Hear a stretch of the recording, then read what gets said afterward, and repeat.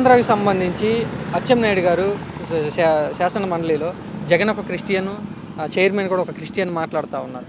దీని గురించి ఏమంటారు మీరు?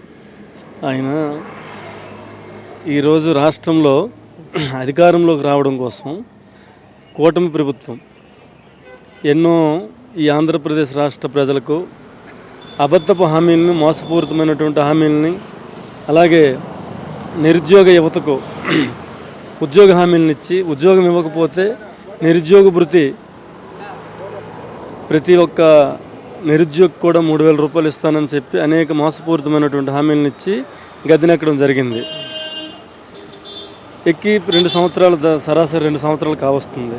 ఈ తరుణంలో ప్రజల్లోకి వెళ్తే ప్రజలు ఎక్కడ తిరగబడి మాకు ఇచ్చినటువంటి హామీలని మీరు నెరవేర్చలేదు, ఇంకా ఎన్ని అబద్ధాలు ఆడుకొని మా ప్రజల్లోకి మళ్ళీ మాతో ఓట్లు వేయించుకోవడానికి వస్తారని చెప్పి ప్రజలు ఎక్కడ తిరగబడి అడుగుతారని చెప్పి ముందు ఆలోచనతో డైవర్షన్ పాలిటిక్స్